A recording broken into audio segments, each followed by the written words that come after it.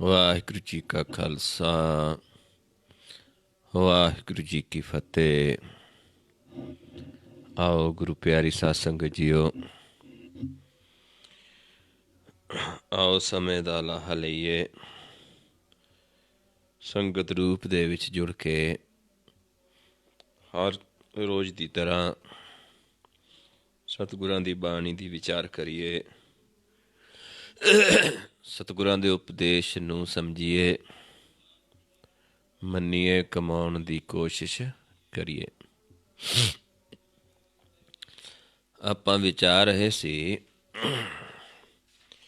ਗੌੜੀ ਰਾਗ ਦੇ ਵਿੱਚ ਮਹੱਲੇ ਪੰਜਵੇਂ ਦੀ ਬਾਣੀ।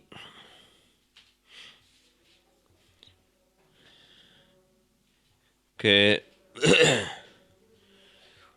ਮਨ ਸਾਡਾ ਜਦੋਂ ਉਸ ਪ੍ਰਭੂ ਦੇ ਨਾਲ ਜੁੜ ਜਾਂਦਾ ਹੈ, ਕਿਵੇਂ ਜੁੜਦਾ ਹੈ, ਕਿੱਥੇ ਆਸਣ ਲਾਉਂਦਾ ਹੈ, ਉਹ ਸਾਰਾ ਆਪਾਂ ਉਸ ਦਿਨ ਵਿਚਾਰਿਆ ਸੀ। ਜਹ ਭਾਉ ਨਾਹੀ ਤਹ ਆਸਣ ਬਾਧਿਓ, ਸਿੰਘੀ ਅਨਹਤ ਬਾਣੀ, ਤਤ ਵਿਚਾਰ ਡੰਡਾ ਕਰ ਰਾਖਿਓ, ਜੁਗਤ ਨਾਮ ਮਨ ਪਾਣੀ। ਗੁਰ ਦੀ ਜੁਗਤ ਮਨ ਨੂੰ ਪਾ ਗਈ ਅਤੇ ਉਸ ਨੂੰ ਫਿਰ ਜੁਗਤ ਨੂੰ ਡੰਡਾ, ਜਿਹੜਾ ਤੱਤ ਗਿਆਨ ਹੈ ਉਸ ਨੂੰ ਡੰਡਾ ਬਣਾ ਲਿਆ। ਜੋਗੀ ਹੱਥ ਦੇ ਵਿੱਚ ਡੰਡਾ ਰੱਖਦੇ ਸੀ ਅਤੇ ਅਨਾਹਦ ਉਹ ਇੱਕ ਕਿੰਗਰੀ ਵਜਾਉਂਦੇ ਸੀ। ਅਸੀਂ ਅਨਾਹਦ ਬਾਣੀ, ਜਿਹੜਾ ਅਨਹਦ ਦੇ ਵਿੱਚ ਧਿਆਨ ਉੱਚੇ ਥਾਂ 'ਤੇ ਗਗਨ ਦੇ ਵਿੱਚ ਮਨ ਲਾਉਂਦਾ ਹੈ, ਜਿੱਥੋਂ ਭਾਉ ਖਤਮ ਹੋ ਜਾਂਦਾ ਹੈ, ਭੈ ਡਰ ਖਤਮ ਹੁੰਦਾ ਹੈ, ਉੱਥੇ ਮਨ ਆਸਣ ਲਾ ਲੈਂਦਾ ਹੈ। ਜਿਹੜਾ ਮਨ ਇੱਥੇ ਆਸਣ ਲਾਉਂਦਾ ਹੈ, ਐਸਾ ਜੋਗੀ ਬੜਭਾਗੀ ਭੇਟੈ, ਮਾਇਆ ਕੇ ਬੰਧਨ ਕਾਟੈ। ਵੀ ਐਸਾ ਕੋਈ ਬੜਭਾਗੀ ਹੈ, ਮਾਲਕ ਦਇਆ ਕਰਦਾ ਹੈ, ਮਾਇਆ ਦੇ ਬੰਧਨਾਂ ਤੋਂ ਮਨ ਨਿਰਲੇਪ ਹੁੰਦਾ ਹੈ। ਕਿਉਂਕਿ ਮਾਇਆ ਸੰਸਾਰ ਵਾਸਤੇ ਹੈ, ਸਰੀਰ ਵਾਸਤੇ ਹੈ, ਮਨ ਦੇ ਵਾਸਤੇ ਨਹੀਂ ਹੈ। ਮਨ ਸਾਡਾ ਮਾਇਆ 'ਚ ਫਸਿਆ ਹੈ। ਮਨ ਨੇ ਮਾਇਆ ਦੇ ਬੰਧਨਾਂ ਤੋਂ ਨਿਰਲੇਪ ਹੋਣਾ ਹੈ। ਵਿੱਚ ਰਹਿ ਕੇ ਹੀ ਧਿਆਨ ਦੁਆਰਾ ਅਸੀਂ ਨਿਰਲੇਪ ਹੋਣਾ ਹੁੰਦਾ ਹੈ। ਜਿਵੇਂ ਕਮਲ ਦਾ ਫੁੱਲ ਚਿੱਕੜ ਦੇ ਵਿੱਚ ਰਹਿ ਕੇ ਵੀ ਚਿੱਕੜ ਤੋਂ ਨਿਰਲੇਪ ਹੈ, ਮੁਰਗਾਬੀ ਪਾਣੀ 'ਤੇ ਤੈਰ ਕੇ ਵੀ ਪਾਣੀ ਤੋਂ ਨਿਰਲੇਪ ਰਹਿੰਦੀ ਹੈ। ਇੱਦਾਂ ਹੀ ਸਾਡੀ ਸੁਰਤੀ ਜਿਹੜੀ ਹੈ ਉਸ ਮਾਇਆ ਤੋਂ ਨਿਰਲੇਪ ਰਹਿੰਦੀ ਹੈ। ਸੇਵਾ ਪੂਜ ਕਰੋ ਤਿਸ ਮੂਰਤ ਕੀ, ਨਾਨਕ ਤਿਸ ਪਗ ਚਾਟੈ। ਵੀ ਐਸੀ ਕੋਈ ਮੂਰਤ ਹੋਵੇ, ਉਸ ਦੀ ਸੇਵਾ ਕਰੀਏ, ਉਹਦੇ ਬਚਨਾਂ ਨੂੰ ਕਮਾਈਏ। ਪੱਗ ਪੈਰ ਕਹਿ ਦਿੰਦੇ ਹਾਂ, ਚਾਟਣਾ, ਆਪਾਂ ਚਾਟਣਾ ਕਹਿ ਦਿੰਦੇ ਮੂੰਹ ਨਾਲ। ਲੇਕਿਨ ਇੱਥੇ ਕੀ ਹੈ, ਇੱਥੇ ਸਾਰੀ ਮਨ ਦੀ ਖੇਡ ਹੈ। ਇਸ ਕਰਕੇ ਜਿਹੜੇ ਐਸੇ ਸਾਧੂ ਜਨ ਨੇ, ਸੰਤ ਜਨ ਨੇ, ਜਿਨ੍ਹਾਂ ਨੂੰ ਜੋਗੀ ਵੀ ਕਹਿ ਦਿੱਤਾ ਹੈ ਗੁਰਬਾਣੀ ਦੇ ਵਿੱਚ, ਜਿਹੜਾ ਇਹ ਦੋਨਾਂ ਨੇਤਰਾਂ ਨੂੰ ਇੱਕ ਦ੍ਰਿਸ਼ਟ ਕਰਨਾ ਜਾਣਦਾ ਹੋਵੇ, ਸੰਸਰ ਕਰਨਾ ਜਾਣਦਾ ਹੋਵੇ, ਉਸ ਨੂੰ ਜੋਗੀ ਕਹਿ ਦੇ। ਜਿਵੇਂ ਆਪਾਂ ਪੜ੍ਹਦੇ ਹਾਂ, ਗੱਲੀ ਜੋਗ ਨਾ ਹੋਈ, ਇਹ ਇੱਕ ਦ੍ਰਿਸ਼ਟ ਸੰਸਰ ਕਰ ਜਾਣਾ, ਜੋਗੀ ਕਹੀਏ ਸੋਈ। ਇਹ ਜੋਗੀ ਵੀ ਕਹਿ ਦਿੰਦੇ, ਸਾਧੂ ਵੀ ਕਹਿ ਦਿੰਦੇ, ਮਨ ਦੀ ਜੋਤ ਪ੍ਰਗਟ ਕਰ ਦੇਣੀ। ਸੰਤ ਵੀ ਕਹਿ ਦਿੰਦੇ ਹਾਂ, ਗੁਰ ਦਾ ਗਿਆਨ ਦੇਣਾ, ਮਨ ਨੂੰ ਮਨ ਦਾ ਪ੍ਰਕਾਸ਼ ਹੋ ਜਾਣਾ। ਇਸ ਕਰਕੇ ਵੀ ਐਸੇ ਜਨਾਂ ਦੇ ਅਸੀਂ ਬਚਨਾਂ ਨੂੰ ਵਾਰ-ਵਾਰ ਮਨ ਵਿੱਚ ਵਸਾ ਕੇ ਕਮਾ ਲਈਏ। ਇੱਥੇ ਤੱਕ ਆਪਾਂ ਕੱਲ੍ਹ ਵਿਚਾਰ ਪਰਸੋਂ ਕੀਤੀ ਸੀ, ਕਿਉਂਕਿ ਕੱਲ੍ਹ ਆਪਾਂ ਵਿਚਾਰ ਨਹੀਂ ਕੀਤੀ, ਕੱਲ੍ਹ ਥੋੜ੍ਹਾ ਸਰੀਰ ਠੀਕ ਨਹੀਂ ਸੀ। ਆਓ ਅਗਲੇ ਸ਼ਬਦ ਦੀ ਵਿਚਾਰ ਕਰਦੇ ਹਾਂ। ਗੌੜੀ ਰਾਗ ਦੇ ਵਿੱਚ ਹੀ ਮਹੱਲੇ ਪੰਜਵੇਂ ਦਾ ਸ਼ਬਦ ਹੈ। ਰਹੋ ਪੰਕਤੀਆਂ ਨੇ, ਅਨੂਪ ਪਦਾਰਥ ਨਾਮ ਸੁਣੋ, ਸਗਲ ਧਿਆਏ ਲੈ ਮੀਤਾ। ਵੀ ਅਨੂਪ ਪਦਾਰਥ ਹੈ, ਜੋ ਨਾਮ ਹੈ, ਇੱਕ ਪ੍ਰਕਾਸ਼ ਰੂਪ ਬੜਾ ਸੁੰਦਰ ਗਿਆਨ ਹੈ, ਸੁੰਦਰ ਪਦਾਰਥ ਹੈ ਨਾਮ ਜਿਹੜਾ ਹੈ। ਅਤੇ ਉਸ ਨੂੰ ਆਪਾਂ ਪਹਿਲਾਂ ਗਿਆਨ ਲੈਣਾ ਹੈ, ਉਸ ਨੂੰ ਸਮਝਣਾ ਹੈ, ਸੁਣਨਾ ਹੈ, ਵੀ ਕਿਵੇਂ ਧਿਆਉਣਾ ਹੈ, ਫਿਰ ਉਸ ਨੂੰ ਆਪਾਂ ਧਿਆਉਣਾ ਹੈ। ਕਿਉਂਕਿ ਨਾਮ ਧਿਆਉਣ ਦੇ ਵਿੱਚ ਹੈ। ਉਸ ਨੂੰ ਧਿਆਉਣ ਦਾ ਜਿਹੜਾ ਗਿਆਨ ਲੈਣਾ ਹੁੰਦਾ ਹੈ, ਉਸ ਨੂੰ ਕਹਿ ਦਿੱਤਾ ਹੈ ਕਿ ਗੁਰ ਦਾ ਗਿਆਨ ਲੈਣਾ, ਨਾਮ ਨੂੰ ਸੁਣਨਾ, ਅੰਤਰ ਕਿਵੇਂ ਅਰਾਧਨਾ ਹੈ। ਬੋਲ ਕੇ ਉਹ ਦੱਸਦਾ, ਜੀਵ ਜਿਹੜਾ ਧਿਆਉਂਦਾ ਹੈ ਆਪ, ਉਹ ਦੂਜੇ ਨੂੰ ਦੱਸਦਾ ਵੀ ਇੱਦਾਂ ਧਿਆਉਣਾ ਹੈ। ਅਤੇ ਦੂਜੇ ਸੁਣਦੇ ਨੇ, ਅਤੇ ਕੰਨਾਂ ਨਾਲ ਸੁਣਦੇ ਨੇ, ਨੇਤਰਾਂ ਨਾਲ ਦੇਖਦੇ ਨੇ। ਅਤੇ ਉਹ ਜਿਹੜਾ ਸੱਚਾ ਗੁਰ ਹੈ, ਸੱਚਾ ਉਪਦੇਸ਼ ਹੈ, ਜਦੋਂ ਮਨ ਰਤਿਆ ਜਾਂਦਾ ਹੈ ਉਸ ਦੇ ਨਾਲ, ਫਿਰ ਦਰਗਾਹ ਦੇ ਵਿੱਚ ਥਾਂ ਮਿਲਦੀ ਹੈ, ਜਿਸ ਨੂੰ ਆਪਾਂ ਪੜ੍ਹਦੇ ਹਾਂ, ਅੰਤਰ ਗੁਰ ਅਰਾਧਨਾ, ਜੇਬਾ ਜਪ ਗੁਰ ਨਾਉ, ਨੇਤਰੀ ਸਤਿਗੁਰ ਪੇਖਣਾ, ਸਰਵਣੀ ਸੁਣਨਾ ਗੁਰ ਨਾਉ, ਸਤਿਗੁਰ ਸੇਤੀ ਰਤਿਆਂ, ਦਰਗਾਹ ਪਾਈਐ ਠਾਉ।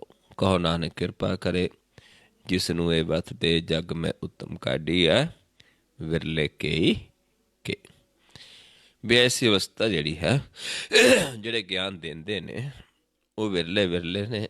ਉਹਨਾਂ ਤੋਂ ਸੁਣ ਕੇ ਆਪਾਂ ਧਿਆ ਸਾਰੇ ਸਕਦੇ ਹਾਂ, ਸਾਰਾ ਸੰਸਾਰ ਧਿਆ ਸਕਦਾ ਹੈ। ਜਿਵੇਂ ਇੱਕ ਟੀਚਰ ਤੋਂ ਬਹੁਤ ਸਾਰੇ ਸਿਖਿਆਰਥੀ ਗਿਆਨ ਲੈ ਸਕਦੇ ਨੇ, ਇੱਦਾਂ ਹੀ ਜਿਹੜੇ ਮਾਲਕ ਦੀ ਭਗਤੀ ਕਰਦੇ ਨੇ, ਉਹਨਾਂ ਤੋਂ ਸਿੱਖ ਕੇ ਸਾਰੇ ਧਿਆ ਸਕਦੇ ਨੇ। ਹਰ ਔਖਦ ਜਾ ਕੋ ਗੁਰ ਦੀਆ, ਤਾਂ ਕਿ ਨਿਰਮਲ ਚੀਤਾ। ਵੀ ਜਿਨ੍ਹਾਂ ਨੂੰ ਹਰੀ ਔਖਦ ਕੀ ਹੈ, ਗੁਰ, ਮਨ ਨੂੰ ਜਿਹੜੀ ਮੈਲ ਲੱਗੀ ਹਉਮੈ ਦੀ, ਜਿਸ ਦੀ ਦਾਰੂ ਨਾਮ ਹੀ ਹੈ, ਗੁਰ ਹੀ ਹੈ।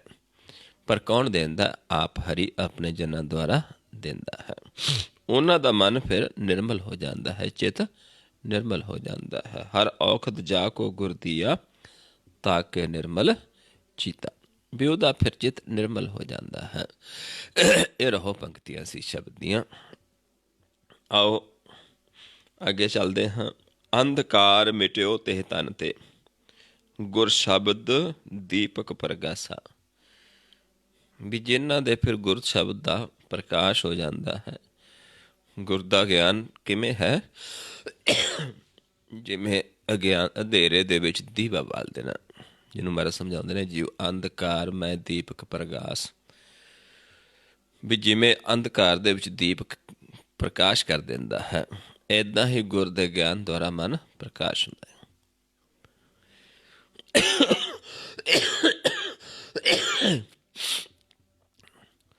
ਤੇ ਇੱਦਾਂ ਗੁਰ ਦੇ ਗਿਆਨ ਦੁਆਰਾ ਮਨ ਪ੍ਰਕਾਸ਼ ਹੁੰਦਾ ਹੈ। ਜਿਉ ਅੰਧਕਾਰ ਦੀਪ ਪ੍ਰਗਾਸ, ਗੁਰ ਦਰਸ਼ਨ ਦੇਖ ਮਨ ਹੋਏ ਵਿਗਾਸ।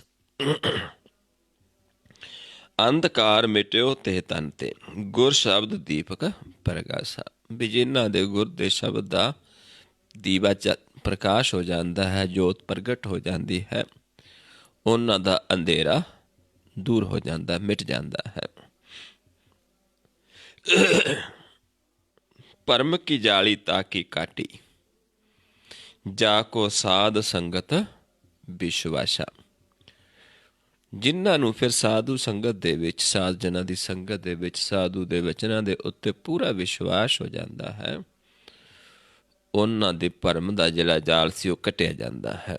ਉਹਨਾਂ ਦੇ ਅੰਦਰ ਕੋਈ ਭਰਮ ਨਹੀਂ ਰਹਿੰਦਾ। ਪਰ ਜਿਨ੍ਹਾਂ ਨੂੰ ਵਿਸ਼ਵਾਸ ਹੁੰਦਾ ਹੈ, ਕਿਉਂਕਿ ਵਿਸ਼ਵਾਸ ਜਿਹੜਾ ਨਹੀਂ ਕਰਦਾ, ਉਸ ਦਾ ਭਰਮ ਵੀ ਦੂਰ ਨਹੀਂ ਹੁੰਦਾ। ਇਸ ਕਰਕੇ ਗਿਆਨ ਲੈ ਕੇ ਵਿਸ਼ਵਾਸ ਦੇ ਨਾਲ ਧਿਆਉਣਾ ਹੁੰਦਾ ਹੈ। ਹਰ ਧਿਆਈਐ ਸਾਸ ਗਰਾਸ, ਪੂਰਨ ਵਿਸ਼ਵਾਸ ਕਿਉ ਮਨੋ ਵਿਸਾਰੀਏ ਜੀਓ। ਪੂਰੇ ਵਿਸ਼ਵਾਸ ਦੇ ਨਾਲ ਧਿਆਉਣਾ ਹੁੰਦਾ ਹੈ। ਸਵਾਸ ਗਰਾਸ, ਜਿੱਥੋਂ ਸਵਾਸ ਅੰਦਰ ਜਾਂਦਾ ਬਾਹਰ ਆਉਂਦਾ, ਉੱਥੇ ਧਿਆਨ ਲਗਾਉਣਾ ਹੁੰਦਾ ਹੈ। ਇਸ ਨੂੰ ਕਹਿੰਦੇ ਨੇ ਸਵਾਸ ਗਰਾਸ ਧਿਆਉਣਾ। ਜਿਨ੍ਹਾਂ ਨੂੰ ਇਹ ਵਿਸ਼ਵਾਸ ਆ ਜਾਂਦਾ ਹੈ ਵਚਨਾਂ 'ਤੇ, ਉਹਨਾਂ ਦਾ ਭਰਮ ਦਾ ਜਾਲ ਕੱਟਿਆ ਜਾਂਦਾ ਹੈ, ਉਹਨਾਂ ਦਾ ਭਰਮ ਦਾ ਪਰਦਾ ਪਾਸੇ ਹੋ ਜਾਂਦਾ ਹੈ। ਤਾਰੀ ਲੈ ਭਾਵ ਜਲ ਤਾਰੂ ਬਿਖੜਾ, ਬੋਹਿਤ ਸਾਧੂ ਸੰਗਾ। ਸਾਧੂ ਜਨ ਦਾ ਸੰਗ ਕਰਦੇ ਹਾਂ। ਸਾਧੂ ਜਨ ਫਿਰ ਗੁਰ ਦੇੜਾ ਹੈ। ਉਹ ਜਦੋਂ ਦਿੰਦੇ ਨੇ, ਫਿਰ ਸਾਨੂੰ ਇਹ ਭਵ ਸਾਗਰ ਪਾਰ ਕਰ ਦਿੰਦੇ ਨੇ। ਤਾਰੀ ਲੈ ਭਾਵ ਜਲ ਤਾਰੂ ਬਿਖੜਾ। ਇਹ ਜਿਹੜਾ ਭਵ ਸਾਗਰ ਹੈ, ਤ੍ਰੈਗੁਣਾ ਦਾ ਸਾਗਰ ਹੈ, ਇਸ ਦੇ ਵਿੱਚੋਂ ਮਨ ਤਰ ਜਾਂਦਾ ਹੈ। ਜਦੋਂ ਸਾਧੂ ਜਨਾਂ ਦਾ ਸੰਗ ਕਰਦੇ ਨੇ, ਉਹ ਫਿਰ ਗੁਰ ਦਾ ਬੇੜਾ ਸਾਨੂੰ ਦਿੰਦੇ ਨੇ, ਜਿਹਦੇ ਦੁਆਰਾ ਮਨ ਭਵਸਾਗਰ ਨੂੰ ਪਾਰ ਕਰ ਜਾਂਦਾ ਹੈ। ਪੂਰਨ ਹੋਈ ਮਨ ਕੀ ਆਸਾ, ਗੁਰ ਭੇਟਿਓ ਹਰ ਰੰਗਾ। ਜਦੋਂ ਭਵਸਾਗਰ ਪਾਰ ਕਰ ਜਾਂਦਾ ਹੈ ਮਨ ਗੁਰ ਦਾ ਗਿਆਨ ਲੈ ਕੇ, ਤੇ ਫਿਰ ਹਰੀ ਦੇ ਨਾਲ ਮਿਲਾਪ ਹੁੰਦਾ ਹੈ। ਹਰੀ ਦਾ ਪ੍ਰਕਾਸ਼ ਨਜ਼ਰ ਆਉਂਦਾ ਹੈ, ਨਾਮ ਦਾ ਪ੍ਰਕਾਸ਼ ਨਜ਼ਰ ਆਉਂਦਾ ਹੈ। ਉਦੋਂ ਮਨ ਦੀ ਜਿਹੜੀ ਆਸਾ ਹੈ ਪੂਰੀ ਹੋ ਜਾਂਦੀ ਹੈ। ਪੂਰਨ ਹੋਈ ਮਨ ਕੀ ਆਸਾ, ਗੁਰ ਭੇਟਿਓ ਹਰ ਰੰਗਾ। ਤੇ ਗੁਰੂ ਨੇ ਹਰੀ ਦੇ ਨਾਲ ਮਿਲਾਪ ਕਰਵਾ ਦਿੱਤਾ। ਤੇ ਸਾਡੇ ਮਨ ਦੀ ਆਸਾ ਸੀ, ਜਿਸ ਆਸਾ ਕਰਕੇ ਅਸੀਂ ਲੱਗਦੇ ਹਾਂ, ਉਹ ਆਸਾ ਫਿਰ ਪੂਰੀ ਹੋ ਜਾਂਦੀ ਹੈ। ਜਿਵੇਂ ਇੱਥੇ ਸਮਝਾਉਂਦੇ ਨੇ ਗੁਰਮੁਖ ਵੀ ਸਾਡੇ ਮਨ ਦੀ ਆਸਾ ਪੂਰਨ ਹੋ ਗਈ। ਨਾਮ ਖਜ਼ਾਨਾ ਭਗਤੀ ਪਾਇਆ, ਮਨ ਤਨ ਤ੍ਰਿਪਤ ਅਗਾਏ। ਹੁਣ ਨਾਮ ਦਾ ਖਜ਼ਾਨਾ ਪ੍ਰਾਪਤ ਹੋਇਆ, ਭਗਤੀ ਪ੍ਰਾਪਤ ਹੋ ਗਈ, ਤੇ ਮਨ ਵੀ ਤੇ ਤਨ ਦੋਨੋਂ ਹੀ ਤ੍ਰਿਪਤ ਹੋ ਗਏ। ਕਿਉਂਕਿ ਜਦ ਨਾਮ ਹੈ, ਨਾਮ ਦੁਆਰਾ ਮਨ ਨੂੰ ਸੰਤੋਖ ਆਉਂਦਾ ਹੈ। ਸੰਤੋਖ ਤੋਂ ਬਿਨਾਂ ਸਾਡਾ ਮਨ ਤ੍ਰਿਪਤ ਨਹੀਂ ਹੋ ਸਕਦਾ। ਕਿੰਨਾ ਕੁਛ ਆ ਜਾਵੇ ਸੰਸਾਰ ਦੇ ਵਿੱਚ, ਜਦ ਤੱਕ ਮਨ ਨੂੰ ਸੰਤੋਖ ਨਹੀਂ, ਤ੍ਰਿਪਤ ਨਹੀਂ ਹੋ ਸਕਦਾ। ਮਨ ਦਾ ਸੰਤੋਖ ਕਦੋਂ ਆਉਂਦਾ ਹੈ? ਅਸੀਂ ਜਦੋਂ ਦੂਜਾ ਪਿਆਰ ਛੱਡ ਦਿੰਦੇ ਹਾਂ। ਪਹਿਲਾਂ ਆਪਾਂ ਨੇਤਰ ਸੰਤੋਖਣੇ ਹੁੰਦੇ ਨੇ, ਉਹ ਇੱਕ ਪਰਮੇਸ਼ਰ ਨਾਲ ਲਿਵ ਜੋੜਦੇ ਹਾਂ, ਨੇਤਰ ਸੰਤੋਖੇ ਜਾਂਦੇ ਨੇ। ਫਿਰ ਮਨ ਸੰਤੋਖਿਆ ਜਾਂਦਾ ਹੈ। ਉਹ ਕਿਵੇਂ ਸੰਤੋਖਿਆ ਜਾਂਦਾ ਹੈ? ਦੂਜਾ ਭਾਵ ਗਵਾ ਕੇ, ਜਿਹਨੂੰ ਮਹਾਰਾਜ ਸਮਝਾਉਂਦੇ ਨੇ, ਨੇਤਰ ਸੰਤੋਖਾ ਏਕ ਲਿਵ ਲਾਏ, ਮਨ ਸੰਤੋਖਿਆ ਦੂਜਾ ਭਾਵ ਗਵਾਏ। ਇੱਦਾਂ ਫਿਰ ਮਨ ਨੂੰ ਸੰਤੋਖ ਆ ਜਾਂਦਾ ਹੈ, ਮਨ ਤ੍ਰਿਪਤ ਹੋ ਜਾਂਦਾ ਹੈ, ਨਾਮ ਦਾ ਖਜ਼ਾਨਾ ਪ੍ਰਾਪਤ ਹੋ ਜਾਂਦਾ ਹੈ, ਜੋ ਸਭ ਤੇ ਅਖੁੱਟ ਖਜ਼ਾਨਾ ਹੈ, ਜੋ ਕਿਸੇ ਕੀਮਤ 'ਤੇ ਨਹੀਂ ਮਿਲਦਾ, ਜੋ ਪਰਮੇਸ਼ਰ ਦੀ ਖੁਸ਼ੀ ਦੇ ਵਿੱਚ ਸਾਨੂੰ ਪ੍ਰਾਪਤ ਹੁੰਦਾ ਹੈ। ਨਿਰੰਕਾਰ ਦੀ, ਵਾਹਿਗੁਰੂ ਦੀ, ਅੱਲਾ ਦੀ, ਗੌਡ ਦੀ, ਉਹਦੀ ਦਇਆ ਦੁਆਰਾ ਸਾਨੂੰ ਮਿਲਦਾ ਹੈ। ਕਿਉਂਕਿ ਕੋਈ ਜੀਵ ਆਪਣੀ ਮਤ ਦੁਆਰਾ ਆਪਣੇ ਆਪ ਤੋਂ ਇਹ ਪ੍ਰਾਪਤ ਨਹੀਂ ਕਰ ਸਕਦਾ। ਨਾਨਕ ਹਰਿ ਜਿਉ ਤਾ ਕੋ ਦੇਵੈ, ਜਾ ਕੋ ਹੁਕਮ ਮਨਾਏ। ਤੇ ਮਹਾਰਾਜ ਸਮਝਾਉਂਦੇ ਨੇ ਕਿ ਹਰੀ ਉਹਨਾਂ ਨੂੰ ਇਹ ਖਜ਼ਾਨਾ ਦਿੰਦਾ ਹੈ ਜਿਨ੍ਹਾਂ ਨੂੰ ਆਪਣਾ ਹੁਕਮ ਮਨਾਉਂਦਾ ਹੈ। ਹੁਕਮ ਮੰਨਣਾ ਜਿਹੜਾ ਹੈ, ਕਿਉਂਕਿ ਜੇ ਹੁਕਮ ਨਹੀਂ ਮੰਨਦੇ, ਜਿਵੇਂ ਕੋਈ ਨੌਕਰ ਵੀ ਹੋਵੇ, ਮਾਲਕ ਦਾ ਹੁਕਮ ਨਹੀਂ ਮੰਨਦਾ, ਮਨ ਨੂੰ ਨਹੀਂ ਪਾਉਂਦਾ, ਮਾਲਕ ਨੂੰ ਨਹੀਂ ਪਾਉਂਦਾ। ਇੱਦਾਂ ਹੀ ਅਸੀਂ ਪ੍ਰਭੂ ਦੇ ਚਾਕਰ, ਹਰੀ ਦੇ ਚਾਕਰ ਬਣਦੇ ਹਾਂ, ਤੇ ਉਸਦੇ ਹੁਕਮ ਦੇ ਵਿੱਚ ਚੱਲਣਾ ਹੁੰਦਾ ਹੈ। ਜੇ ਹੁਕਮ ਚੱਲਦੇ ਹਾਂ, ਫਿਰ ਸਾਨੂੰ ਇਹ ਖਜ਼ਾਨਾ ਦਿੰਦਾ ਹੈ। ਜੇ ਅਸੀਂ ਹੁਕਮ ਨਹੀਂ ਮੰਨਦੇ, ਤੇ ਫਿਰ ਸਾਨੂੰ ਇਹ ਖਜ਼ਾਨਾ ਵੀ ਨਹੀਂ ਦਿੰਦਾ। ਤੇ ਹੁਕਮ ਵੀ ਕਿਸ ਨੂੰ ਮਨਾਉਂਦਾ ਹੈ? ਇੱਥੇ ਆਪਾਂ ਦੱਸਦਾ, ਜਾ ਕੋ ਹੁਕਮ ਮਨਾਏ, ਵੀ ਜਿਹਨੂੰ ਆਪਣਾ ਹੁਕਮ ਮਨਾ ਲੈਂਦਾ ਹੈ, ਜੀ ਤੇ ਖੁਸ਼ ਹੁੰਦਾ ਹੈ, ਸਾਹਿਬ ਦਿਆਲ ਹੁੰਦਾ ਹੈ, ਉਸ ਨੂੰ ਫਿਰ ਆਪਣਾ ਹੁਕਮ ਮਨਾਉਂਦਾ ਹੈ। ਸਮਝਾਉਂਦੇ ਨੇ ਸਤਿਗੁਰੂ ਜੀ, ਸਾਹਿਬ ਹੋਏ ਦਿਆਲ, ਕਿਰਪਾ ਕਰੇ ਤਾਂ ਸਾਈ ਕਾਰ ਕਰਾਏ ਸੀ।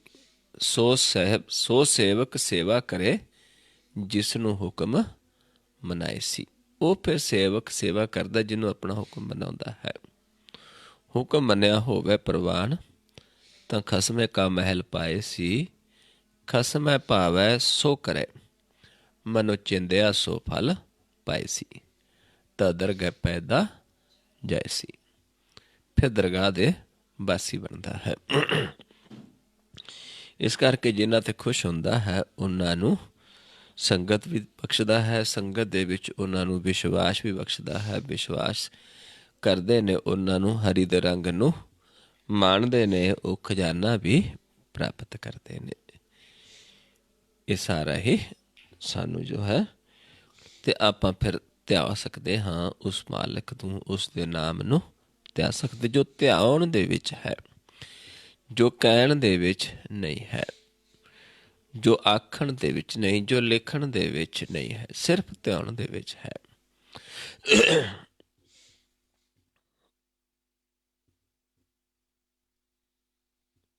ਆਓ ਅਗਲਾ ਸ਼ਬਦ ਗੌੜੀ ਰਾਗ ਦੇ ਵਿੱਚ ਮਹੱਲੇ ਪੰਜਵੇਂ ਦਾ। ਦਇਆ ਮਇਆ ਕਰ ਪ੍ਰਾਣ ਪਤ ਮੋਰੇ, ਮੋਹੇ ਅਨਾਥ ਸ਼ਰਨ ਪ੍ਰਭ ਤੋਰੀ। ਉਸ ਪ੍ਰਭੂ ਦੇ ਅੱਗੇ ਬੇਨਤੀ ਕਰਦਾ ਹੈ ਮਨ, ਸ਼ਰਨ ਦੇ ਵਿੱਚ ਜਾ ਕੇ ਕੀ ਬੇਨਤੀ ਕਰਦਾ ਹੈ, ਕਿਉਂਕਿ ਬੇਨਤੀ ਸਾਰਾ ਸੰਸਾਰ ਕਰਦਾ ਹੈ। ਲੇਕਿਨ ਸੰਸਾਰ ਕਿੱਥੇ ਕਰਦਾ ਹੈ? ਤ੍ਰੈ ਗੁਣਾਂ ਦੇ ਵਿੱਚ। ਪ੍ਰਭੂ ਦੇ ਦਰ ਤੇ ਜਾ ਕੇ ਨਹੀਂ ਕਰਦਾ।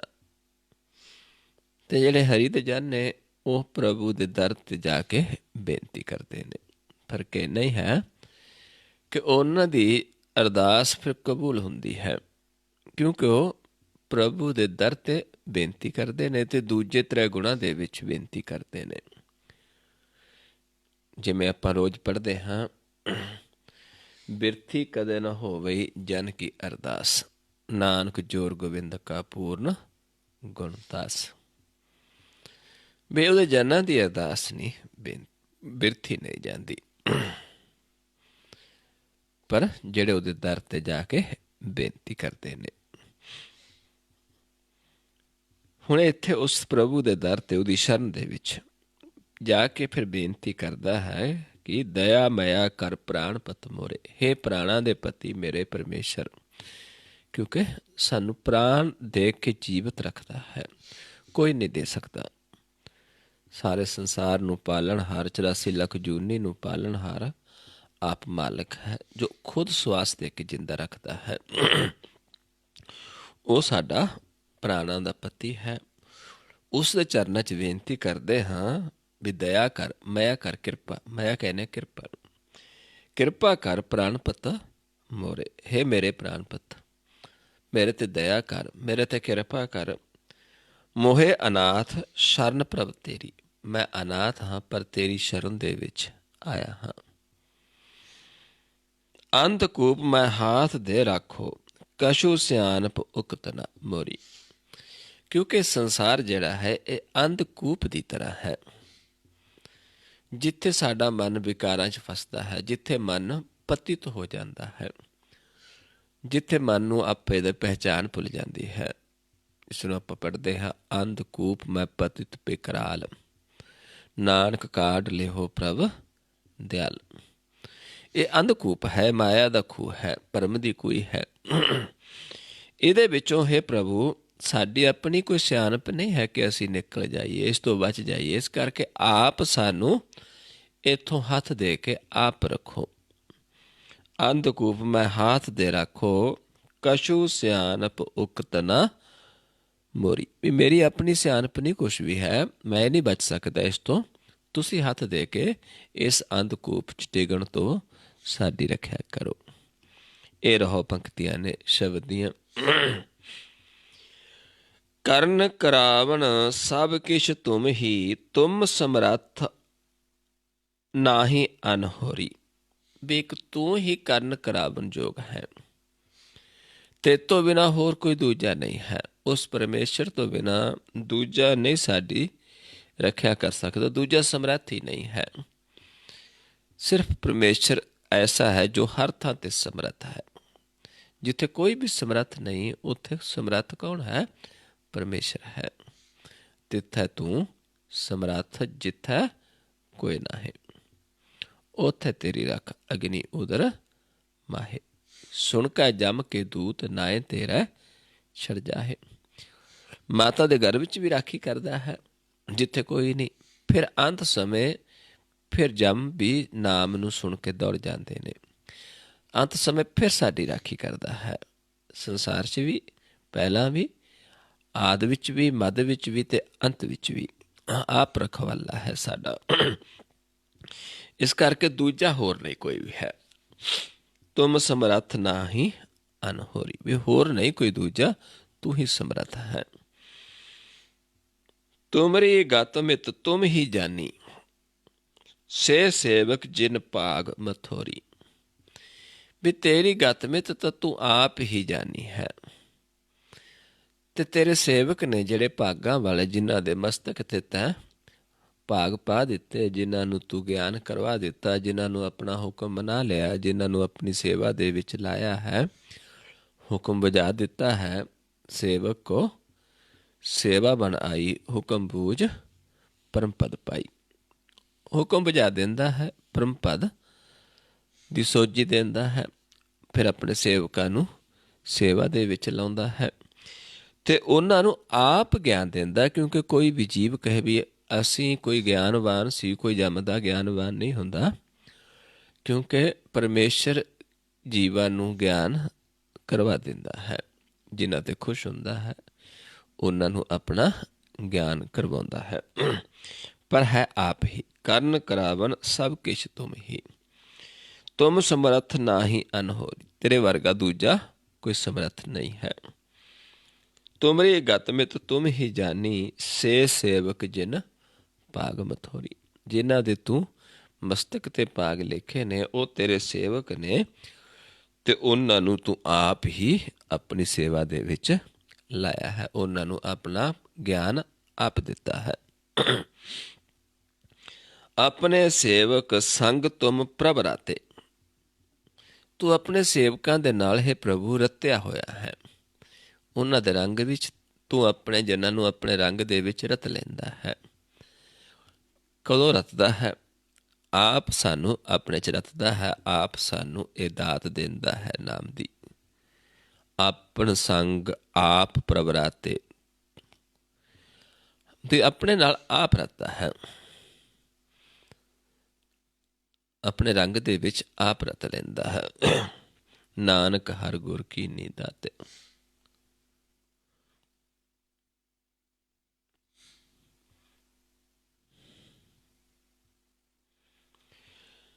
ਆਪਣੇ ਸੇਵਕ ਸੰਗ ਤੁਮ ਪ੍ਰਭ ਰਾਤੇ, ਓਤ ਪੋਤ ਭਗਤਨ ਸੰਗ ਜੋਰੀ। ਤੂੰ ਆਪਣੇ ਭਗਤਾਂ ਦੇ ਨਾਲ ਆਪਣੇ ਰੰਗ 'ਚ ਰਤ ਲੈਂਦਾ ਹੈ। ਤੇਰੇ ਭਗਤਾਂ ਦਾ ਸੰਗ ਕਰਕੇ ਤੂੰ ਜੀਵਾਂ ਨੂੰ ਗਿਆਨ ਦਿੰਦਾ ਹੈ। ਉਹਨਾਂ ਦਾ ਸੰਗ ਕਰਕੇ ਹੋਰਾਂ ਜੀਵਾਂ ਨੂੰ ਵੀ ਤੂੰ ਜੋੜ ਲੈਂਦਾ ਹੈ। ਕਿਉਂਕਿ ਭਗਤ ਇੱਧਰ ਅਤੇ ਉੱਧਰ ਦਵੱਲੇ ਸੋਝੀ ਰੱਖਦੇ ਨੇ, ਅਤੇ ਫਿਰ ਭਗਤਾਂ ਨੂੰ ਹੀ ਡਿਊਟੀ ਲਾਉਂਦਾ ਹੈ, ਕਰਮ ਦੇ ਵਿੱਚ ਲਾਉਂਦਾ ਹੈ। ਜੋ ਕਰਮਖੰਡ ਹੈ, ਕਰਮਖੰਡ ਦੇ ਵਿੱਚ ਕੀ ਹੈ ਕਿ ਭਗਤ ਅਤੇ ਪ੍ਰਭੂ ਇਕੱਠੇ ਵਸਦੇ ਨੇ, ਅਤੇ ਪ੍ਰਭੂ ਆਪਣੇ ਭਗਤਾਂ ਦੁਆਰਾ ਫਿਰ ਉਹਨਾਂ ਨੂੰ ਕਰਮ ਚਲਾਉਂਦਾ ਹੈ ਕਿ ਤੁਸੀਂ ਦੂਜੇ ਜੀਵਾਂ ਨੂੰ ਜੋੜੋ। ਕਰਮਖੰਡ ਕੀ ਬਾਣੀ ਜੋਰ, ਤਿੱਥੈ ਹੋਰ ਨਾ ਕੋਈ ਹੋਰ, ਤਿੱਥੈ ਜੋਧ ਮਹਾਬਲ ਸੂਰ, ਤਿਨ ਮੈਂ ਰਾਮ ਰਹਾ ਭਰਪੂਰ। ਫਿਰਿਓ ਫਿਰਿਓ ਨਾਮ ਤੇਰਾ ਦਰਸ਼ਨ ਚਾਹੈ, ਜੈਸੇ ਦ੍ਰਿਸ਼ਟ ਉਹ ਚੰਦ ਚਕੋਰੀ। ਸਮਝਾਉਂਦੇ ਨੇ ਵੀ ਜਿਹੜੇ ਉਹਦੇ ਭਗਤ ਨੇ, ਜਿਹੜੇ ਉਹਦੇ ਦਰਸ਼ਨਾਂ ਨੂੰ ਚਾਹੁੰਦੇ ਨੇ। ਆਪਾਂ ਅੱਗੇ ਵੀ ਵਿਚਾਰਿਆ ਹੈ ਕਿ ਪ੍ਰਭੂ ਦੇ ਦਰਸ਼ਨਾਂ ਦੀ ਪਿਆਸ ਵਿਰਲਿਆਂ ਨੂੰ ਹੁੰਦੀ ਹੈ। ਪਾਠ ਬਹੁਤ ਕਰਦੇ, ਦੁਨੀਆ ਪੜ੍ਹਦੀ ਹੈ, ਭਜਨ ਬੰਦਗੀ ਕਰਦੀ ਹੈ, ਲੇਕਿਨ ਸੰਸਾਰਿਕ ਪਦਾਰਥਾਂ ਵਾਸਤੇ ਕਰਦੀ ਹੈ। ਪ੍ਰਭੂ ਦੇ ਦਰਸ਼ਨਾਂ ਵਾਸਤੇ ਬਹੁਤ ਵਿਰਲੇ ਨੇ ਜਿਹੜੇ ਉਸ ਦੇ ਦਰਸ਼ਨਾਂ ਵਾਸਤੇ ਉਸ ਦੀ ਭਗਤੀ ਕਰਦੇ ਨੇ, ਉਸ ਦੇ ਦਰਸ਼ਨਾਂ ਨੂੰ ਲੋਚਦੇ ਨੇ। ਇੱਥੇ ਵੀ ਸਾਨੂੰ ਇਹ ਸਮਝਾਇਆ ਹੈ ਵੀ ਜਿਵੇਂ ਚੰਦ ਹੈ, ਜਿਹੜੀ ਚਕੋਰ ਹੈ, ਚੰਦ ਦੇ ਦਰਸ਼ਨਾਂ ਵਾਸਤੇ ਬਿਲਕਦੀ ਹੈ, ਤੜਪਦੀ ਹੈ, ਜਦ ਤੱਕ ਉਹ ਸ਼ਾਂਤ ਨਹੀਂ ਹੁੰਦੀ, ਜਦ ਤੱਕ ਚੰਦ ਨੂੰ ਨਹੀਂ ਦੇਖ ਲੈਂਦੀ ਜਿਹੜੀ ਚਕੋਰ ਹੈ। ਇੱਦਾਂ ਹੀ ਜਿਹੜੇ ਉਸ ਪ੍ਰਭੂ ਦੇ ਦਰਸ਼ਨਾਂ ਵਾਸਤੇ ਬਿਲਕਦੇ ਨੇ, ਫਿਰ ਉਹਨਾਂ ਨੂੰ ਆਪ ਆਪਣੇ ਦਰਸ਼ਨ ਦਿੰਦਾ, ਆਪ ਆਪਣੇ ਰੰਗ ਦੇ ਵਿੱਚ ਰਤ ਲੈਂਦਾ ਹੈ। ਰਾਮ ਸੰਤ ਮਹਿ ਭੇਦ ਕਿਛ ਨਾਹੀ, ਏਕ ਜਨ ਕਈ ਮਹਿ ਲੱਖ ਕਰੋੜੀ। ਵੀ ਤੇਰੇ ਹਰੀ ਜਿਹੜੇ ਜਨ ਨੇ ਤੇ ਉਹਨਾਂ ਤੇ ਤੇਰੇ ਵਿੱਚ ਕੋਈ ਫਰਕ ਨਹੀਂ ਰਹਿੰਦਾ। ਭਗਤਾਂ ਨੇ ਭਗਤੀ ਕਰਕੇ ਦੱਸ ਦਿੱਤਾ ਕਿ ਸਾਡੇ ਤੇ ਪਰਮੇਸ਼ਰ 'ਚ ਕੋਈ ਫਰਕ ਨਹੀਂ ਹੈ, ਤੇ ਅਸੀਂ ਉਹਦਾ ਰੂਪ ਹਾਂ, ਉਹ ਸਾਡਾ ਰੂਪ ਹੈ। ਫਰਕ ਕਿੰਨਾ ਕੁ ਹੈ? ਇਹ ਨਹੀਂ ਵੀ ਫਰਕ ਨਹੀਂ ਹੈ। ਫਰਕ ਹੈ ਕਿ ਜਿਵੇਂ ਇੱਕ ਸਮੁੰਦਰ ਹੈ, ਇੱਕ ਸਮੁੰਦਰ ਦੇ ਵਿੱਚ ਤਰੰਗ ਹੈ, ਲੇਕਿਨ ਜਦੋਂ ਸਮਾਉਂਦੀ ਸਮੁੰਦਰ ਰੂਪ ਹੋ ਜਾਂਦੀ ਹੈ। ਇੱਦਾਂ ਜਿਹੜੇ ਹਰੀ ਦੇ ਜਨ ਨੇ ਉਹਨਾਂ ਦਾ ਫਰਕ ਇੰਨਾ ਕੁ ਹੁੰਦਾ ਕਿ ਜਿਵੇਂ ਹਰੀ ਤੇ ਸਮੁੰਦਰ ਦੇ ਵਿੱਚ ਉੱਠੀ ਹੋਈ ਲਹਿਰ, ਜਿਸ ਨੂੰ ਆਪਾਂ ਪੜ੍ਹਦੇ ਹਾਂ ਹਰ ਹਰ ਜਨ ਦੁਇ ਏਕ ਹੈ, ਬਿਬ ਵਿਚਾਰ ਕਿਛ ਨਾਹੇ, ਜਲ ਤੇ ਉਪਜ ਤਰੰਗ ਜਿਉ, ਜਲ ਹੀ ਬਿਖੈ ਸਮਾਹੇ। ਇੰਨਾ ਕੁ ਫਰਕ ਹੈ। ਤੋਹੀ ਮੋਹੀ ਮੋਹੀ ਤੋਹੀ ਅੰਤਰ ਕੈਸਾ, ਕਨਿਕ ਟਕ ਜਲ ਤਰੰਗ ਜੈਸਾ। ਵੀ ਜਲ ਤੇ ਤਰੰਗ ਇੰਨਾ ਕੁ ਫਰਕ ਹੈ, ਉਹਦੇ ਰੂਪ ਹੁੰਦੇ ਨੇ। ਇੱਥੇ ਵੀ ਮਹਾਰਾਜ ਸਮਝਾਉਂਦੇ ਨੇ, ਪਰ ਹੁੰਦੇ ਕਿੰਨੇ ਕੁ ਨੇ ਐਸੇ ਲੋਕ, ਕਰੋੜਾਂ ਦੇ ਵਿੱਚੋਂ ਕੋਈ ਵਿਰਲਾ। ਕੋਟਨ ਮੈਂ ਨਾਨਕ ਹੋਊ,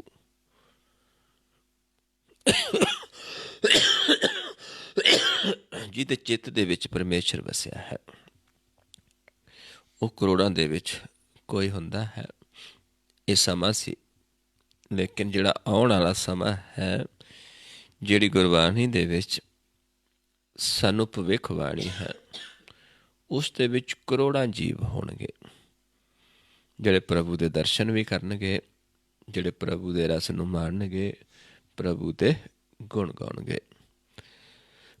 ਸੁਖਮਨੀ ਸਾਹਿਬ ਦੇ ਵਿੱਚ ਆਪਾਂ ਪੜ੍ਹਦੇ ਹਾਂ, ਕਈ ਕੋਟ ਪਾਰ ਬ੍ਰਹਮ ਕੇ ਦਾਸ, ਤਿੰਨ ਹੋਵਤ ਆਤਮ ਪ੍ਰਗਾਸ, ਕਈ ਕੋਟ ਤਤ ਕੇ ਬੇਤੇ, ਸਦਾ ਨਿਹਾਰੇ ਏਕੋ ਨੇਤਰੇ, ਕਈ ਕੋਟ ਨਾਮ ਰਸ ਪੀਵੈ, ਅਮਰ ਪੈਸਾ ਸਦ ਹੀ ਜੀਵੈ, ਕਈ ਕੋਟ ਨਾਮ ਗੁਣ ਗਾਵੈ, ਆਤਮ ਰਸ ਸੁਖ ਸਹਿ ਸਮਾਵੈ, ਆਪਣੇ ਜਨ ਕੋ ਸਾਥ ਸਾਥ ਸਮਾਰੇ, ਨਾਨਕ ਹੋਏ ਪਰਮੇਸ਼ਰ ਕੇ ਪਿਆਰੇ। ਜਿਨ੍ਹਾਂ ਨੂੰ ਆਪ ਸੰਭਾਲਦਾ ਹੈ ਸਾਥ ਸਾਥ, ਤੇ ਉਹ ਪਿਆਰੇ ਨੇ ਪਰਮੇਸ਼ਰ ਦੇ, ਤੇ ਕਰੋੜਾਂ ਹੋਣਗੇ। ਇਹ ਭਵਿੱਖਬਾਣੀ ਵੀ ਹੈ, ਕਿਉਂਕਿ ਤਿੰਨ ਕਾਲਾਂ ਦੀ ਬਾਣੀ ਹੈ, ਭੂਤ ਕਾਲ, ਵਰਤਮਾਨ ਕਾਲ ਤੇ ਭਵਿੱਖ ਕਾਲ। ਭਵਿੱਖ ਦੇ ਵਿੱਚ ਐਸਾ ਹੋਏਗਾ। ਜਾ ਕੈ ਹੀਐ ਪ੍ਰਗਟ ਪ੍ਰਭ ਹੋਆ, ਅਨ ਦਿਨ ਕੀਰਤਨ ਰਸਨ ਰਮੋਰੀ। ਜਿਹਦੇ ਹਿਰਦੇ ਦੇ ਵਿੱਚ ਪ੍ਰਭੂ ਪ੍ਰਗਟ ਹੋ ਜਾਂਦਾ ਹੈ, ਉਹ ਫਿਰ ਅਨ ਦਿਨ ਰਸਨਾ ਦੁਆਰਾ ਉਸ ਦੇ ਗੁਣ ਗਾਉਂਦੇ ਨੇ, ਉਸ ਦੀ ਸਿਫਤ ਸਲਾਹ ਕਰਦੇ ਨੇ, ਉਸ ਨੂੰ ਮਿਲਣ ਦਾ ਗਿਆਨ ਦਿੰਦੇ ਨੇ। ਜਿਹੜਾ ਸਭ ਤੋਂ ਉੱਤਮ ਹੈ ਉਹ ਹੈ ਗੁਰਤੀ ਵਿਚਾਰ, ਸਭ ਤੋਂ ਸ੍ਰੇਸ਼ਟ ਹੈ, ਜੋ ਆਪਾਂ ਬਾਅਦ ਦੇ ਵਿੱਚ ਜਾ ਕੇ ਕਰਨੀ ਹੈ, ਜੋ ਧਿਆਨ ਦਾ ਮਾਰਗ ਸਿੱਖਣਾ ਹੈ, ਉਹ ਸਭ ਤੋਂ ਉੱਤਮ ਹੈ। ਇਸ ਕਰਕੇ ਸਮਝਾਉਂਦੇ ਨੇ ਕਿ ਜਿਨ੍ਹਾਂ ਦੇ ਫਿਰ ਪ੍ਰਗਟ ਹੋ ਜਾਂਦਾ ਹੈ, ਉਹ ਫਿਰ ਆਨ ਦਿਨ ਉਸ ਦਾ ਗਿਆਨ ਦਿੰਦੇ ਨੇ, ਉਸ ਦੀ ਸਿਫਤ ਸਲਾਹ ਕਰਦੇ ਨੇ, ਉਸ ਦਾ ਕੀਰਤਨ ਕਰਦੇ ਨੇ। ਕਿਹੜਾ ਕੀਰਤਨ? ਓਅੰਕਾਰ ਏਕ ਧੁਨ ਏਕੋ, ਏਕੋ ਰਾਗ ਅਲਾਪੈ, ਏਕਾ ਦੇਸੀ ਏਕ ਦਿਖਾਵੈ, ਏਕੋ ਰਿਹਾ ਵਿਆਪੈ, ਏਕਾ ਸੁਰਤ ਏਕ ਹੀ ਸੇਵਾ, ਏਕੋ ਗੁਰ ਤੇ ਜਾਪੈ। ਪਲੋ ਪਲੋ ਰੇ ਕੀਰਤਨੀਆਂ, ਰਾਮ ਰਮਾ ਰਾਮਾ ਗੁਣ ਗਾਓ, ਛੋੜ ਮਾਇਆ ਕੇ ਤੰਦ ਸੁਆਓ। ਇੱਦਾਂ ਫਿਰ ਕਿਸੇ ਲਾਲਚ, ਕਿਸੇ ਉਹਦੇ 'ਚ ਨਹੀਂ, ਰਾਮ ਨੂੰ ਆਪ ਰਮ ਕੇ ਫਿਰ ਉਹਦੇ ਗੁਣ ਗਾਉਂਦੇ ਨੇ, ਇੱਕ ਹੀ ਗਿਆਨ ਦਿੰਦੇ ਨੇ ਕਿ ਕਿਵੇਂ ਆਪਾਂ ਸੇਵਾ ਕਰਨੀ ਸੁਰਤੀ ਦੁਆਰਾ, ਕਿਉਂਕਿ ਸਾਡੀ ਸਾਰਿਆਂ ਦੀ ਇੱਕ ਹੀ ਸੁਰਤੀ ਹੈ, ਇੱਕੋ ਹੀ ਗੁਰ ਹੈ, ਤੇ ਉਹੀ ਗਿਆਨ ਆਪਾਂ ਲੈਣਾ। ਉਸੇ ਨੂੰ ਭਲਾ ਕੀਰਤਨੀਆਂ ਕਿਹਾ ਹੈ ਗੁਰਬਾਣੀ ਦੇ ਵਿੱਚ।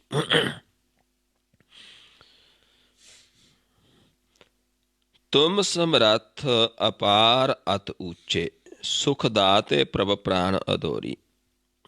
ਉਹ ਮਾਲਕ ਸਮਰੱਥ ਹੈ, ਅਪਾਰ ਹੈ, ਅਤ ਉੱਚਾ ਹੈ, ਸੁੱਖਾਂ ਦਾ ਦਾਤਾ ਹੈ। ਤੁਮ ਸਮਰੱਥ, ਹੇ ਪ੍ਰਭੂ ਤੁਮ ਸਮਰੱਥ ਵੀ ਹੈ, ਤੂੰ ਅਪਾਰ ਵੀ ਹੈ, ਤੂੰ ਅਤ ਉੱਚਾ ਤੇ ਸੁੱਖਾਂ ਦਾ ਦਾਤਾ ਹੈ। ਪ੍ਰਭ ਪ੍ਰਾਣ ਅਧੋਰੀ, ਤੇ ਸਾਡੇ ਪ੍ਰਾਣਾਂ ਦਾ ਆਧਾਰ ਵੀ ਹੈ ਤੂੰ। ਨਾਨਕ ਕੋ ਪ੍ਰਭ ਕਿਰਪਾ ਕੀਜੈ ਕਿਰਪਾ, ਉਨ ਸੰਤਨ ਕੈ ਸੰਗ ਸਗੋਰੀ।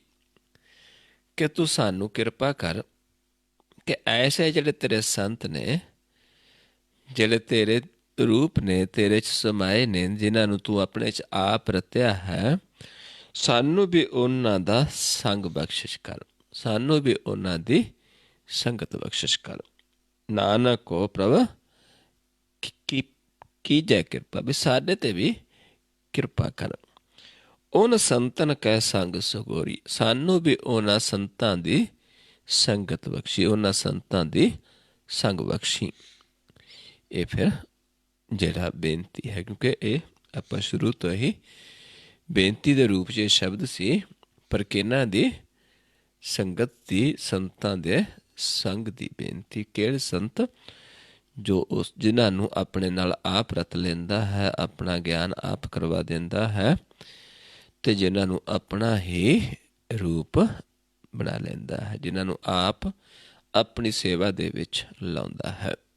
ਸੇਵਕ ਕੋ ਸੇਵਾ ਬਣ ਆਈ, ਹੁਕਮ ਬੂਝ ਪਰਮ ਪਦ ਪਾਈ, ਇਸ ਤੇ ਉੱਪਰ ਨਹੀਂ ਵਿਚਾਰ, ਜਾ ਕੇ ਮਨ ਬਸਿਆ ਨਿਰੰਕਾਰ। ਜਿਹਦੇ ਮਨ ਵਿੱਚ ਨਿਰੰਕਾਰ ਵਸ ਗਿਆ, ਉਹ ਤੋਂ ਉੱਪਰ ਕੋਈ ਵਿਚਾਰ ਨਹੀਂ ਹੈ।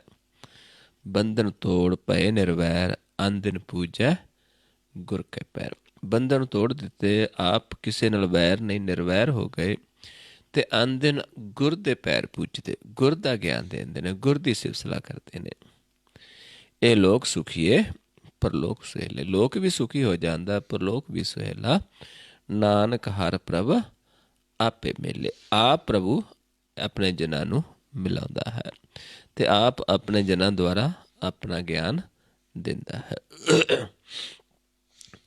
ਆਓ ਹੁਣ ਆਪਾਂ ਨਾਲ ਅਭਿਆਸ ਕਰੀਏ। ਜੋ ਤਤ ਗਿਆਨ ਹੈ, ਤਤ ਗਿਆਨ ਜਿਹੜਾ ਹੈ ਉਹ ਸਿਰਫ ਦੇਖਣਾ ਹੈ ਮਾਲਕ ਨੂੰ, ਧਿਆਨ। ਕਿਉਂਕਿ ਜਦ ਤੱਕ ਅਸੀਂ ਦੇਖਦੇ ਨਹੀਂ, ਸਾਡਾ ਭਰਮ ਨਹੀਂ ਦੂਰ ਹੁੰਦਾ।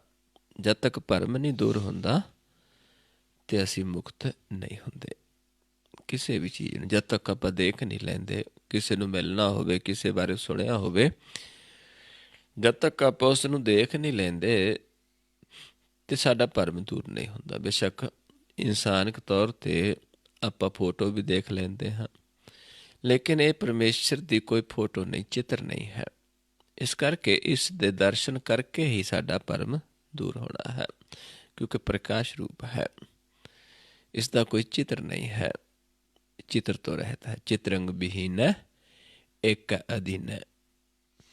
ਚਿੱਤਰਾਂ ਤੋਂ ਵੀ ਹੋਣਾ ਹੈ, ਚੱਕਰ ਨਹੀਂ ਹੈ, ਚਿਹਨ ਨਹੀਂ ਹੈ, ਵਰ ਨਹੀਂ ਹੈ। ਨਾ ਚਿੱਤਰ ਹੈ, ਨਾ ਮਿੱਤਰ ਹੈ, ਪਰੇ ਹੈ ਪਵਿੱਤਰ ਹੈ। ਪ੍ਰਥੀ ਸਾਦੀਸ ਅਦਰਸ ਅਕਿਰਸ। ਸੋ ਆਓ ਹੁਣ ਆਪਾਂ ਦੇਖਣ ਦਾ ਅਭਿਆਸ ਕਰਨਾ ਹੈ। ਜੋ ਨੇਤਰ ਨੇ ਸਾਡੇ ਦੋਨਾਂ 'ਚ ਜੋਤ ਹੈ, ਦੋਨਾਂ ਨੂੰ ਆਪਾਂ ਸਮ ਕਰਨਾ ਹੈ। ਪਹਿਲਾਂ ਇਹ ਰਸਤਾ ਜਿਹੜਾ ਆਪਾਂ ਭੁੱਲ ਗਏ ਇੱਧਰ ਨੂੰ, ਕਿਉਂਕਿ ਅਸੀਂ ਇੱਧਰ ਨੂੰ ਚੱਲ ਪਿਆ ਧਿਆਨ। ਥੋੜ੍ਹੇ ਜਿਹੇ ਭਰਮ 'ਚ ਪੈ ਕੇ ਆਪਾਂ ਜੁਗਾਂ ਤੋਂ ਭਟਕਦੇ ਹਾਂ, ਕਿਉਂਕਿ ਐਸਾ ਭਰਮ 'ਚ ਪਾਇਆ ਕਿ ਮਨ ਜਿਉਂ ਨੇਤਰਾਂ 'ਚ ਆਇਆ, ਸਿੱਧਾ ਚੱਲਣਾ ਸਿੱਖ ਗਿਆ ਤੇ ਅਸਲੀ ਰਸਤਾ ਭੁੱਲ ਗਿਆ। ਪੰਥਾ ਪ੍ਰੇਮ ਨਾ ਜਾਣੀ, ਭੁੱਲੀ ਫਿਰੇ ਗਵਾਰ। ਤੇ ਸਾਨੂੰ ਦੱਸ ਦਿੱਤਾ ਕਿ ਜਿੱਥੋਂ ਸਵਾਸ ਆਉਂਦਾ ਇਹ ਰਸਤਾ, ਪਰ ਆਪਾਂ ਇੱਕ ਦ੍ਰਿਸ਼ਟ ਹੋ ਕੇ ਜਾਣਾ ਹੈ। ਇਸ ਪੁਆਇੰਟ ਤੇ ਪਹਿਲਾਂ ਆਪਾਂ ਨੇਤਰਾਂ ਨੂੰ ਦੋਨਾਂ ਨੂੰ ਸਮ ਕਰਨਾ ਹੈ। ਜਦੋਂ ਸਾਡਾ ਕੀ ਹੁੰਦਾ ਕਿ ਜਿਹੜਾ ਇਹ ਸੱਜਾ ਨੇਤਰ ਹੈ, ਇਸ ਨੇ ਖੱਬੇ 'ਚ ਸਮਾਉਣਾ ਹੈ। ਇਸ ਨੂੰ ਸੂਰਜ ਕਿਹਾ, ਇਸ ਨੂੰ ਚੰਦਰਮਾ ਕਿਹਾ ਹੈ। ਇਸ ਨੇ ਸੂਰਜ ਨੇ ਚੰਦਰਮਾ ਦੇ ਸਾਹਮਣੇ ਆਉਣਾ ਹੈ, ਤਾਂ ਕਿ ਦੋਨਾਂ ਦਾ ਇੱਕ ਦੂਜੇ 'ਤੇ ਸੂਰਜ ਦੀ ਰੋਸ਼ਨੀ ਚੰਦਰਮਾ 'ਤੇ ਪਵੇ ਤੇ ਸਾਨੂੰ ਪ੍ਰਕਾਸ਼ ਹੋ ਜਾਵੇ, ਕਿਉਂਕਿ ਚੰਦਰਮਾ ਦਾ ਆਪਣਾ ਪ੍ਰਕਾਸ਼ ਨਹੀਂ ਹੈ। ਸੋ ਇਸ ਤਰੀਕੇ ਨਾਲ ਆਪਾਂ ਦੇਖਣਾ ਹੈ। ਪਹਿਲਾਂ ਇੱਥੇ ਸਮ ਕਰਕੇ ਆਪਣੇ ਆਪ ਨੂੰ ਪਹਿਚਾਣਨਾ ਹੈ। ਕੀ ਪਹਿਚਾਣਨਾ? ਕਿ ਅਸੀਂ ਇੱਕ ਦ੍ਰਿਸ਼ਟ ਹਾਂ ਕਿ ਦੋ ਦ੍ਰਿਸ਼ਟ ਹਾਂ। ਇੱਥੇ ਦੇਖਣ ਦੇ ਨਾਲ, ਇੱਥੇ ਦ੍ਰਿਸ਼ਟੀ ਫੋਕਸ ਕਰਕੇ ਦੇਖਣ ਦੇ ਨਾਲ ਆਪਾਂ, ਜੇ ਨੱਕ ਦਿਸਦਾ ਹੈ ਫਿਰ ਮਨ ਦੋ ਦ੍ਰਿਸ਼ਟੀ ਦੇ ਵਿੱਚ ਹੈ, ਦੋ ਜੋਤਾਂ ਦੇ ਵਿੱਚ ਹੈ। ਜੇ ਨਹੀਂ ਦਿਸਦਾ, ਇੱਕ ਜੋਤ ਹੈ। ਫਿਰ ਜੇ ਦਿਸਦਾ ਹੈ ਫਿਰ ਆਪਾਂ ਇਹ ਦੇਖਣਾ ਹੈ ਕਿ ਸੱਜੇ ਪਾਸੇ ਜ਼ਿਆਦਾ ਦਿਸਦਾ, ਇਸ ਪਾਸੇ ਜਾਂ ਵਿਚਾਲੇ, ਕਿਉਂਕਿ ਇੱਧਰ ਤਮੋ ਗੁਣ, ਰਜੋ ਗੁਣ ਤੇ ਸਤੋ ਗੁਣ ਹੈ। ਇਹ ਤਿੰਨ ਗੁਣ ਮਾਇਆ ਦੇ ਨੇ। ਤੇ ਫਿਰ ਇਹ ਤੋਂ ਆਪਾਂ ਧਿਆਨ ਲਾਵਾਂਗੇ। ਸਮਝ ਲਓ, ਮੇਰੇ ਵੱਲ ਦੇਖ ਲਓ ਪਹਿਲਾਂ। ਜੇ ਕੋਈ ਨਵਾਂ ਜੀਵ ਹੋਵੇ, ਪਹਿਲਾਂ ਇਸ ਪੁਆਇੰਟ ਤੇ ਦੇਖਾਂਗੇ, ਫਿਰ ਇੱਥੋਂ ਆਵਾਜ਼ ਦੇਵਾਂਗਾ ਕਿ ਸਾਹਮਣੇ ਲੈ ਕੇ ਆਓ ਧਿਆਨ। ਸਾਹਮਣੇ ਦੇ।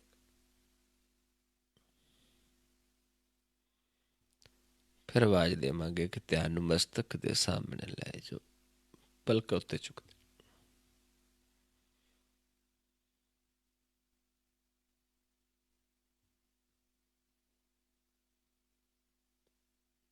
ਫਿਰ ਜਦੋਂ ਕਵਾਂਗਾ ਸਾਹਮਣੇ, ਫਿਰ ਵਾਪਸ ਸਾਹਮਣੇ। ਫਿਰ ਜਦੋਂ ਕਵਾਂਗੇ ਸਮ ਕਰਕੇ ਦੇਖੋ, ਫਿਰ ਦ੍ਰਿਸ਼ਟੀ ਨੂੰ ਇੱਥੇ ਫੋਕਸ ਕਰਕੇ ਫਿਰ ਦੇਖਣਾ ਆਪਣੇ ਆਪ ਨੂੰ। ਜੇ ਕੋਈ ਨਵਾਂ ਜੀਵ ਜਿਸ ਨੂੰ ਪਹਿਲਾਂ ਦਿਸਦਾ ਨਾ, ਉਸਨੇ ਫਿਰ ਦੇਖਣਾ ਹੈ ਕਿ ਦਿਸ ਨੂੰ ਹਟ ਗਿਆ, ਕਿਉਂਕਿ ਪਹਿਲਾਂ ਆਪਾਂ ਨਾ ਨਕ ਬਣਨਾ ਹੈ ਭਗਤੀ ਦੇ ਵਾਸਤੇ, ਫਿਰ ਭਗਤੀ ਸ਼ੁਰੂ ਹੁੰਦੀ ਹੈ। ਤੇ ਆਓ ਸਮ ਕਰੀਏ, ਪਹਿਲਾਂ ਆਪਣੇ ਆਪ ਨੂੰ ਥੋੜ੍ਹਾ ਪਹਿਚਾਣੋ, ਦੇਖੋ, ਸਮ ਕਰਕੇ ਦੇਖੋ।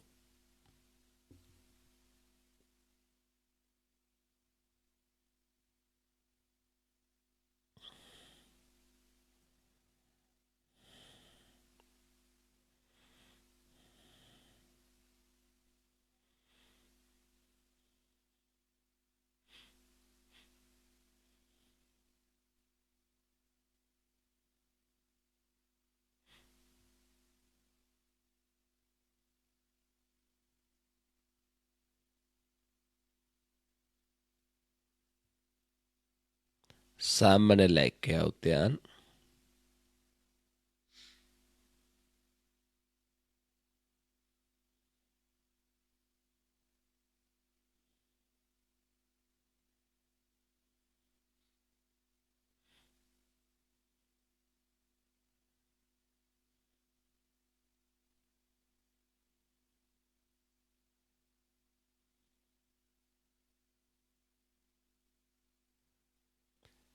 ਮਸਤਕ ਦੇ ਸਾਹਮਣੇ ਲੈ ਜੋ, ਪਲਕਾਂ ਉੱਤੇ ਚੱਕ ਦੋ।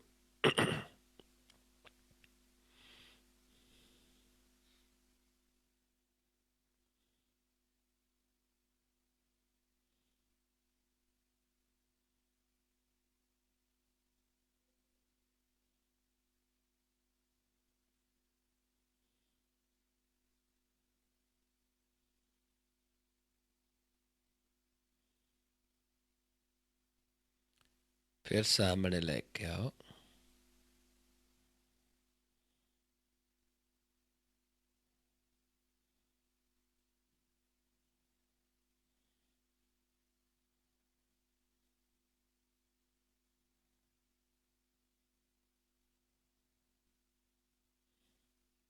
फिर नक ते सम करके देखो, दृष्टि फोकस करके देखो अपने आप ਨੂੰ।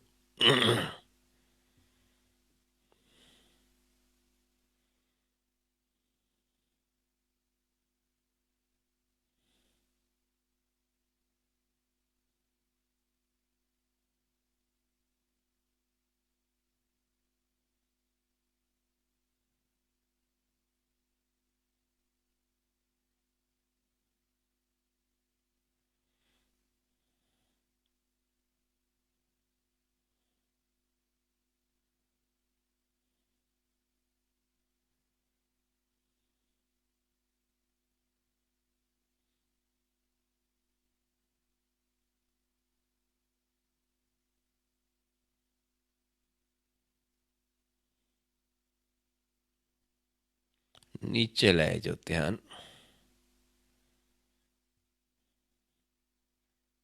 वो भी थले विषय जिथे आप बैठे, चादर है फर्श, उस तो थोड़ा जा उत्ते देखने की कोशिश करनी है। रिलैक्स होके जोर नहीं लगाना, एक पॉइंट नहीं देखना, ध्यान ढिला छड्ड के देखना है। इत्थे सानू एक प्रकाश हलचल अनुभव होनी शुरू हो जाएगी। पानी की तरह एक लहरा अनुभव होने शुरू होंगी।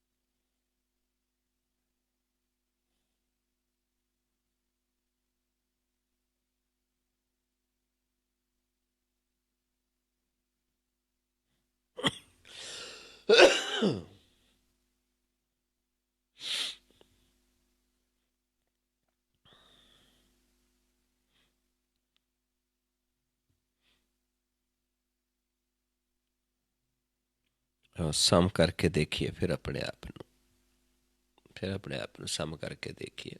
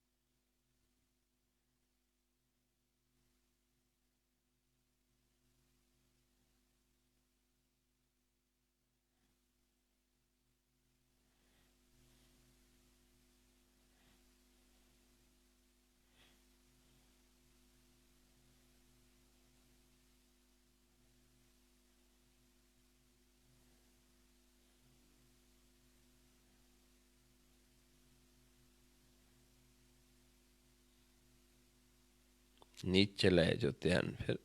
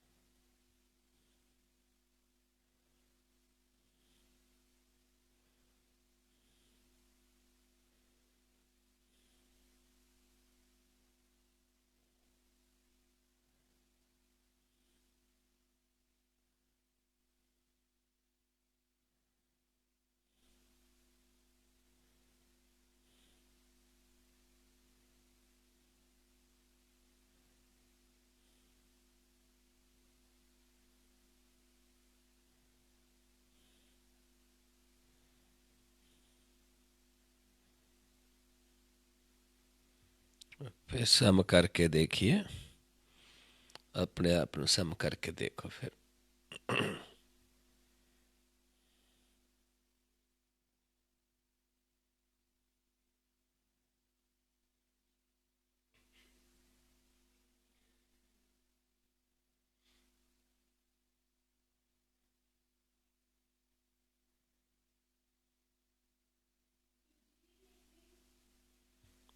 फिर नीचे ले जो ध्यान।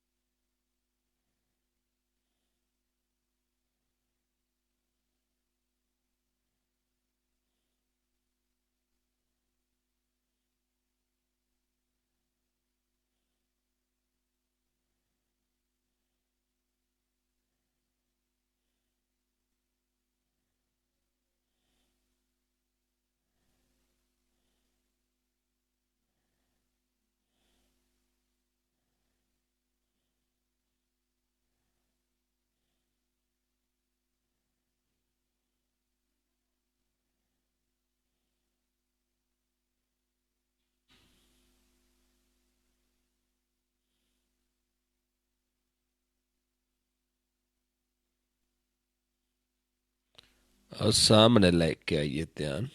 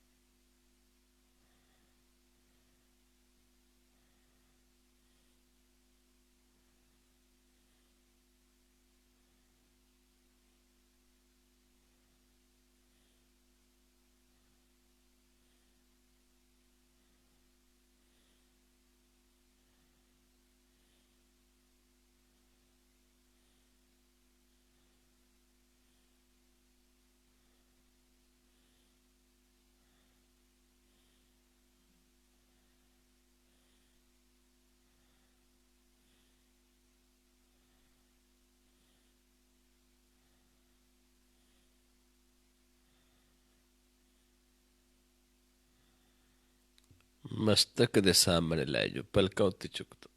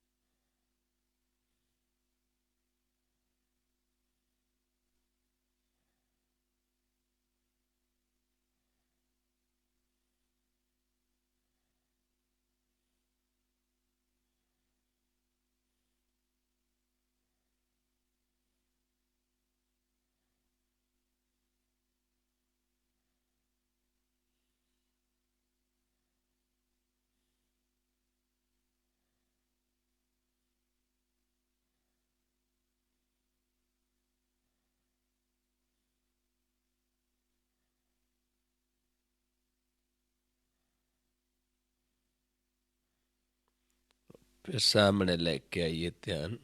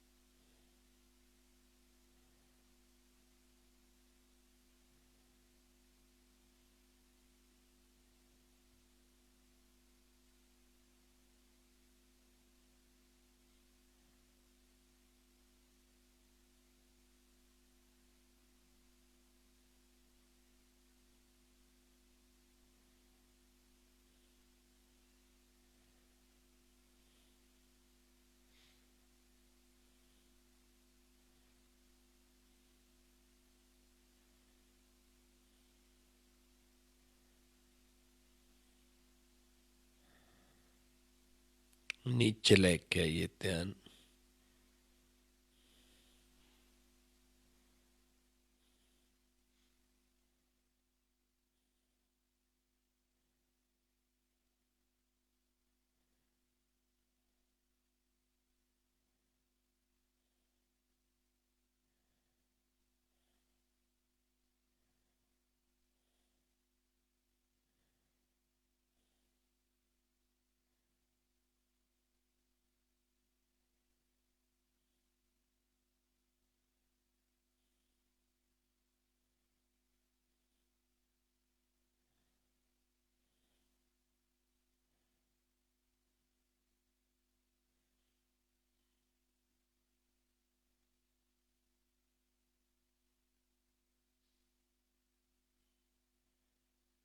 ਸਮ ਕਰਕੇ ਦੇਖੇ ਆਪਣੇ ਆਪ ਨੂੰ।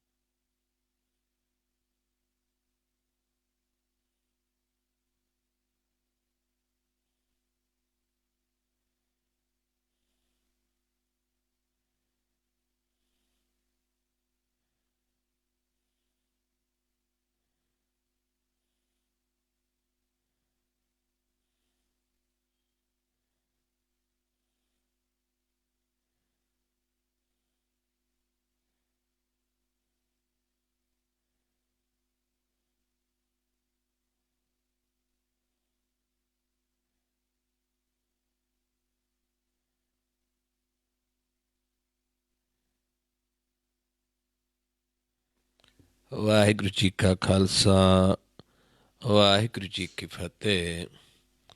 ਸੋ ਗੁਰੂ ਪਿਆਰਿਓ, ਇਸ ਤਰੀਕੇ ਨਾਲ ਆਪਾਂ ਧਿਆਉਣਾ ਹੈ ਮਾਲਕ ਨੂੰ, ਨੇੜੇ ਦੇਖਣਾ ਹੈ, ਨੇੜੇ ਜਾਣਨਾ ਹੈ। ਕਿਉਂਕਿ ਜੇ ਆਪਾਂ ਨੇੜੇ ਜਾਣਾਂਗੇ, ਇਹ ਅਸਲੀ ਕੀਰਤਨ ਹੈ ਮਾਲਕ ਦਾ। ਐਸਾ ਕੀਰਤਨ ਕਰ ਮਨ ਮੇਰੇ, ਆਠ ਪਹਿਰ ਪ੍ਰਭ ਜਾਣੂ ਨੇਰੇ। ਨੇੜੇ ਜਾਣਨਾ, ਇਹੀ ਆਪ ਵੀ ਜਾਣਨਾ, ਆਪ ਵੀ ਦੇਖਣਾ, ਦੂਜਿਆਂ ਨੂੰ ਵੀ ਦੱਸਣਾ। ਇਹ ਅਸਲੀ ਭਗਤੀ ਹੈ ਮਾਲਕ ਦੀ, ਇਹ ਪਿਆਰ ਹੈ, ਇਹ ਸਾਡੀ ਪ੍ਰਵਾਨ ਹੈ। ਸੋ ਆਓ ਹੁਣ ਇੰਨੀ ਕੁ ਵਿਚਾਰ ਕਰਦੇ ਹਾਂ।